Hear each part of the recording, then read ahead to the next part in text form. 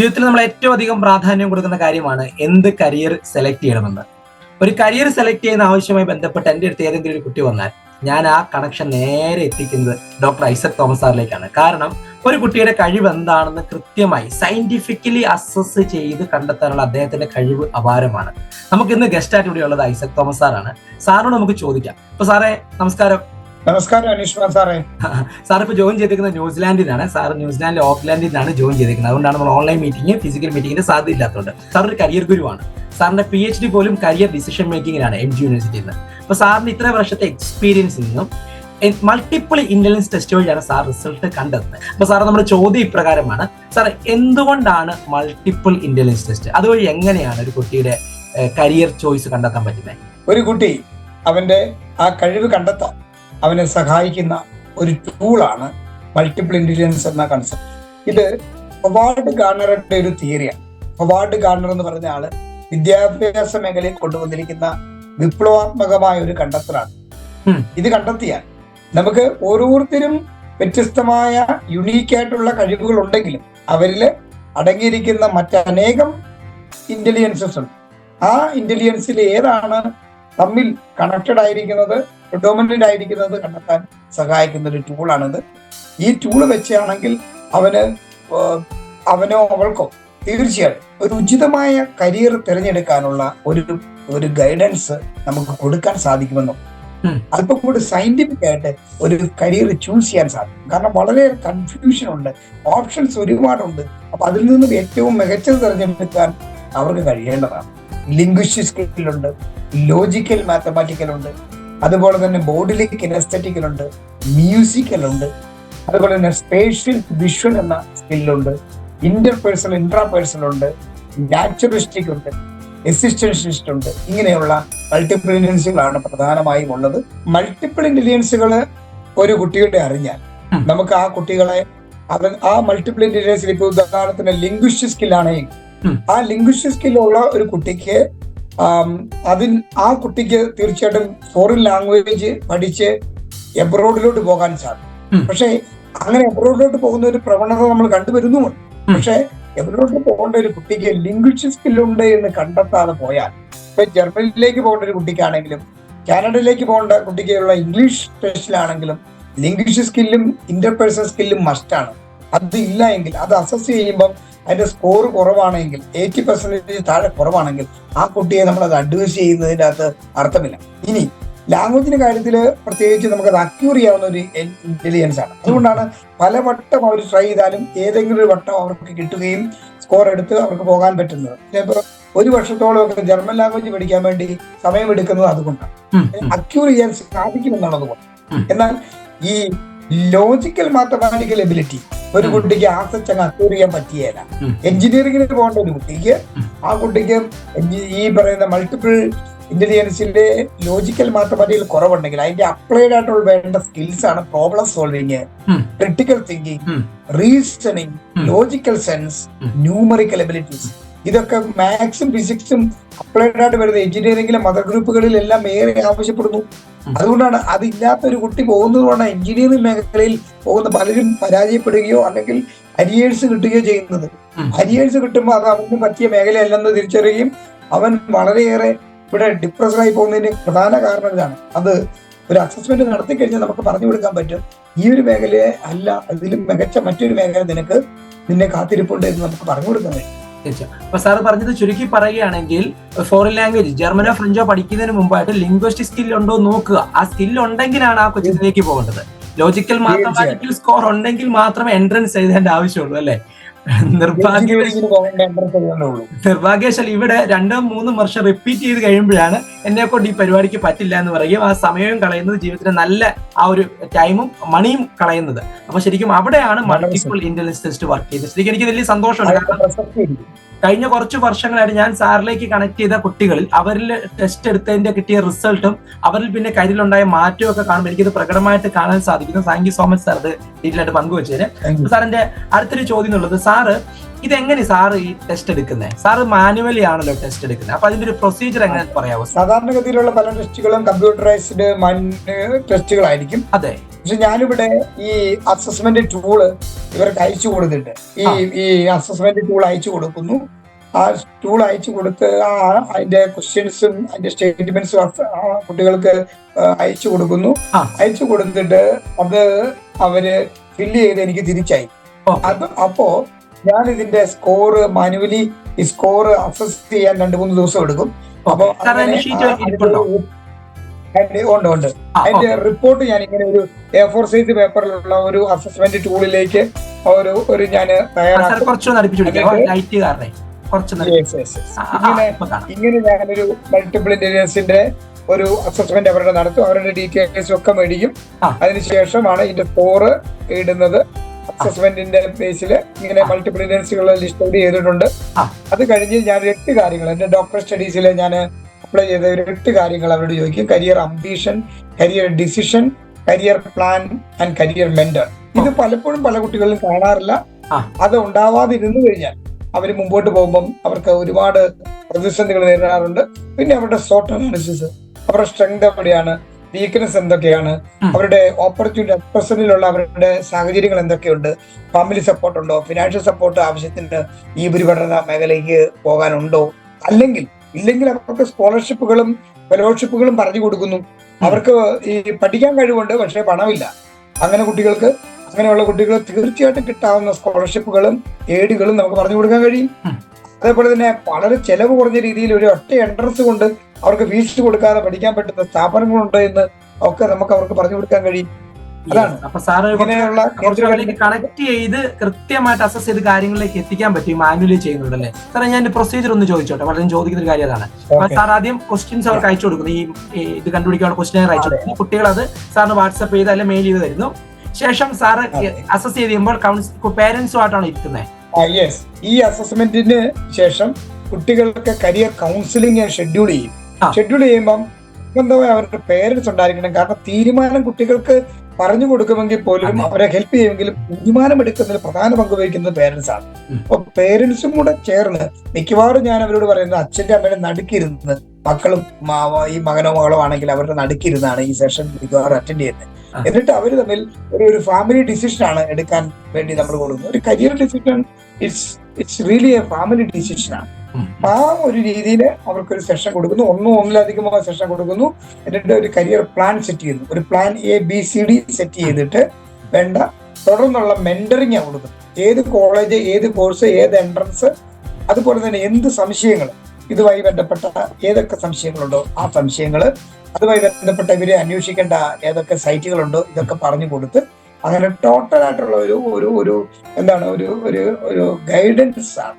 അതിനെ ഞാൻ career mentoring എന്ന് വിളിക്കും. റിസൾട്ടിന് ശേഷം പിന്നീട് അതെങ്ങനെയാണ്? ഉദാഹരണത്തിന് ഒരു കുട്ടി ഒരു പ്രോഗ്രാമിന് ചേർന്നു. ഇപ്പൊ ഉദാഹരണത്തിന് പറഞ്ഞാൽ ഒരു എക്സൽ ഇൻസ്റ്റിറ്റ്യൂട്ടിൽ ചേർന്നു. ആ ഇൻസ്റ്റിറ്റ്യൂട്ടിൽ അതിനോടൊപ്പം ആ പ്രോഗ്രാമിനോടൊപ്പം ഈ കുട്ടി അവിടെ തന്നെ കിട്ടാവുന്നതും അല്ലെ പുറത്തുനിന്ന് കിട്ടാവുന്നതുമായ അഡീഷണൽ ആയിട്ടുള്ള സ്കിൽ ട്രെയിനിങ്സ് ഉണ്ട്, ജോബ് ഓറിയന്റേഷൻ, അതുപോലെ കരിയർ ഇവർക്ക് കിട്ടേണ്ട പ്ലേസ്മെന്റുമായി ബന്ധപ്പെട്ട സഹായിക്കുന്ന സംവിധാനങ്ങളുണ്ട്. ഇനി അതേപോലെ തന്നെ ഇവർക്ക് ഈ നമ്മളുടെ പല പ്ലാറ്റ്ഫോമുകളിൽ ഇവരെ തന്നെ അഡ്വർടൈസ് ചെയ്യാൻ പറ്റുന്ന മേഖലകളുണ്ട്. അങ്ങനെയുള്ള കാര്യങ്ങളൊക്കെ ഇവർക്ക് പറഞ്ഞു കൊടുക്കുന്നു, അഡീഷണൽ ആയിട്ട് പറഞ്ഞു കൊടുക്കുന്നു. പിന്നീട് ഇവരുടെ സംശയങ്ങൾ തീർത്തു കൊടുക്കുന്നു.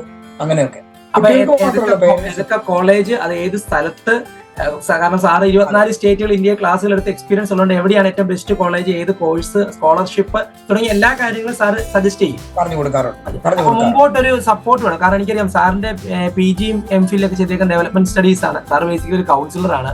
നമ്മുടെ ഈ ഒരു പ്രായത്തിലാണല്ലോ ഏറ്റവും അധികം സൈക്കോളജിക്കലി ഡീവിയേഷൻസും ചലഞ്ചസും കുട്ടികൾക്ക് വരുന്നത്.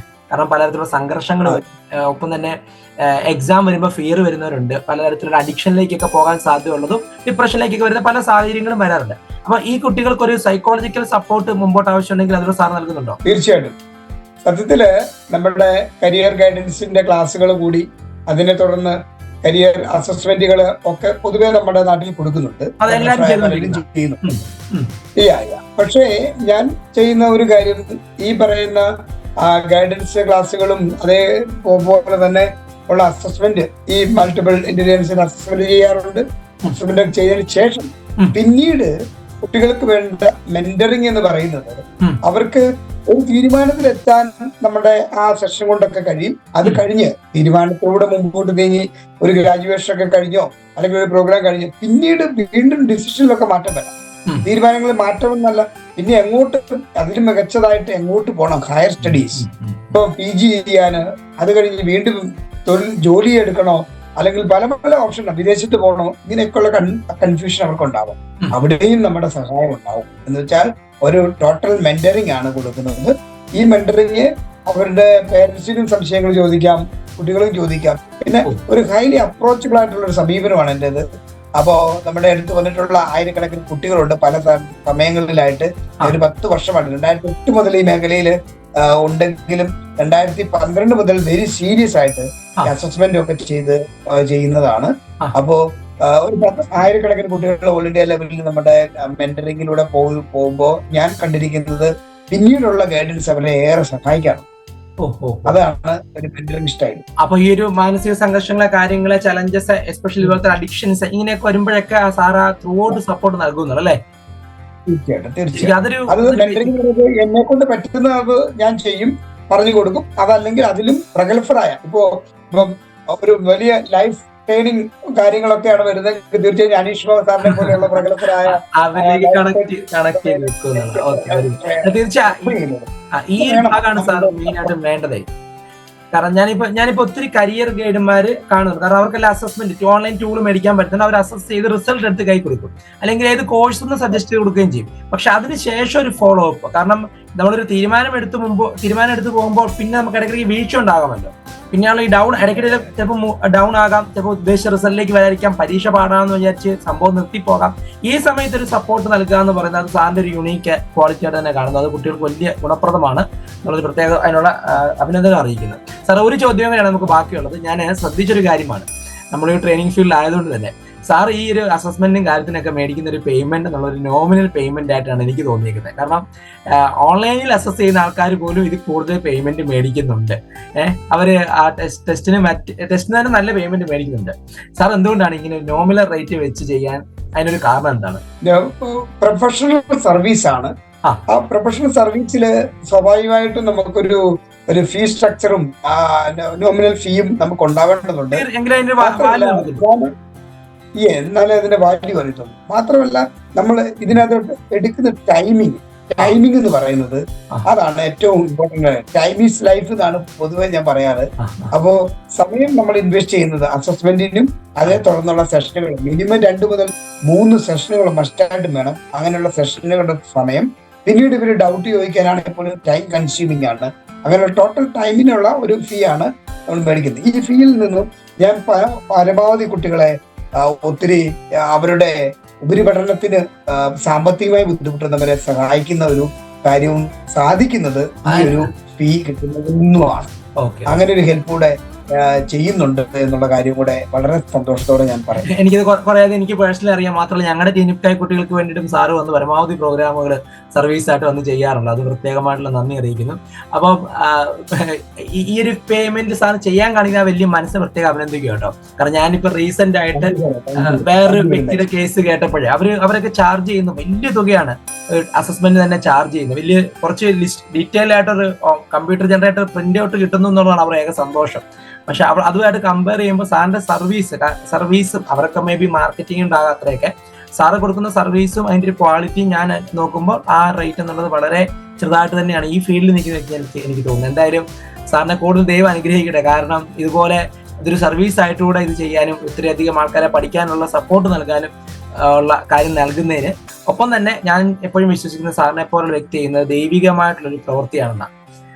കാരണം 5 വർഷം പഠിച്ചു കഴിഞ്ഞിട്ട് ഇതല്ല എന്റെ മേഖല എന്ന് പറയുമ്പോൾ 5 കൊല്ലം മാത്രമല്ല നഷ്ടമാകുന്ന അല്ലെങ്കിൽ അവളുടെ ലൈഫിന്റെ ഏറ്റവും പ്രധാനപ്പെട്ട ഒരു സമയമാണ് നഷ്ടമാകുന്നത്. ഒപ്പം തന്നെ ആ വ്യക്തി കാരണം മറ്റുള്ളവരുടെ ഓപ്പർച്യൂണിറ്റിയും കൂടെ ഇല്ലാതായി മാറുക. അത് കൃത്യമായിട്ട് അസസ് ചെയ്ത് കൊടുക്കാൻ കഴിയുക എന്ന് പറയുന്നത് വലിയൊരു കാര്യം തന്നെയാണ്.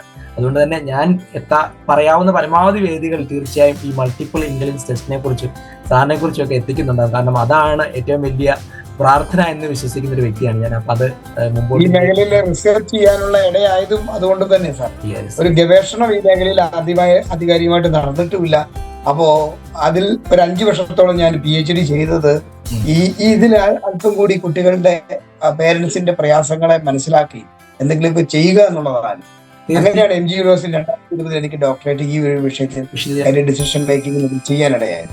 അപ്പൊ അതും ഞാനൊരു വളരെ സന്തോഷത്തോടു കൂടി കാണുന്നു. അതുകൊണ്ട് എനിക്ക് അല്പം കൂടി ആധികാരികമായി ഒതന്റിക് ആയിട്ട് ഈ മേഖലയിൽ സർവീസ് ചെയ്യാൻ സാധിക്കുന്നുണ്ട്. Very good, very good.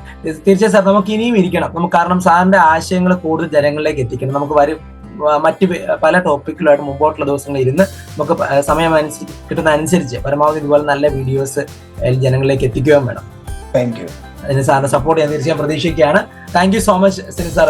Sini sir എന്നുള്ള സാറിന്റെ വിളിപ്പേരാണ് കേട്ടോ. ഐസക് 2 പേരും സാർ അറിയപ്പെടുന്നുണ്ട്. സാർ ഇത്രയും സമയത്തിന് പ്രത്യേകമായിട്ടുള്ള ഹൃദയത്തിൽ നിന്നുള്ള നന്ദി അറിയിക്കുകയാണ്. ഓക്കെ, ഇതേപോലെ ഈ പറയുന്ന പോലെ പ്രഗത്ഭരായ പരിശീലകരും ഇതേപോലെയുള്ള ആളുകളൊക്കെ പറയുമ്പോഴാണ് ജനങ്ങൾക്ക്, മാതാപിതാക്കൾക്കും കുട്ടികൾക്കും അത് കൺവിൻസ്ഡ് ആകും. അങ്ങനെ കൺവിൻസ്ഡ് ആയിട്ട് ഒത്തിരി കുട്ടികൾ എന്റെ അടുത്ത് വരാറുണ്ട്. അതുപോലെ തന്നെ പല ഏജിലുള്ളവർ, ഇപ്പൊ +2 കഴിഞ്ഞവർ മാത്രമല്ല, പല ഘട്ടങ്ങളിലും ഓരോ ജോലി ചെയ്തിട്ട് പോലും പിന്നീട് കരിയർ അങ്ങോട്ട് പോകണമെന്ന് വഴിമുട്ടി നിൽക്കുന്നുണ്ടെങ്കിൽ അവരെയും സഹായിക്കാൻ നമുക്ക് സാധിക്കുന്നു എന്നുള്ളതാണ് ഇതിനകത്ത് ഒരു പ്രധാനപ്പെട്ട ഒരു കാര്യം എന്നുള്ള കാര്യം. അതൊരു വളരെ പ്രാധാന്യം അർഹിക്കുന്ന ഒരു പോയിന്റ് സാർ പറഞ്ഞു. കാരണം ഇപ്പോഴും ഞാനിപ്പോ ഏതൊരു ഘട്ടത്തിലും കരിയർ ചെയ്യാലോ, ഏതൊരു ഘട്ടത്തിലും ചെയ്യേണ്ടതുണ്ടല്ലോ. അതെ. നമ്മുടെ യുവാക്കളുടെ ഇടയിൽ ഒരു 30 വയസ്സ് ആ ഒരു റേഞ്ചിലുള്ള ഒത്തിരി പേര് ഇപ്പൊ കരിയർ ഷിഫ്റ്റ് ചെയ്യാനായിട്ട് ഭയങ്കരമായിട്ട് ആഗ്രഹിക്കുന്നുണ്ട്. അതൊരു പ്രധാനപ്പെട്ട നമുക്ക് സാർ നമുക്ക് അതുപോലത്തെ കുറെ സാധ്യതയുള്ള വിഷയങ്ങൾ വരും ദിവസം നമുക്ക് ഡിസ്കസ് ചെയ്യാം. Thank you. അപ്പം മൾട്ടിപ്പിൾ ഇന്റലിജൻസ് ടെസ്റ്റ് എടുത്ത ശേഷം കരിയർ പ്ലാൻ ചെയ്യുക. ഐസക് തോമസ് സാറിനെ പോലുള്ള വ്യക്തികളുടെ സപ്പോർട്ട് ഉണ്ടെങ്കിൽ നമുക്ക് കൃത്യമായിട്ട് കാര്യങ്ങൾ മുമ്പോട്ട് കൊണ്ടുപോകാൻ സാധിക്കും. അപ്പം മറ്റൊരു വീഡിയോയുമായി നമുക്ക് വീണ്ടും വരാം. എല്ലാവർക്കും നന്ദി.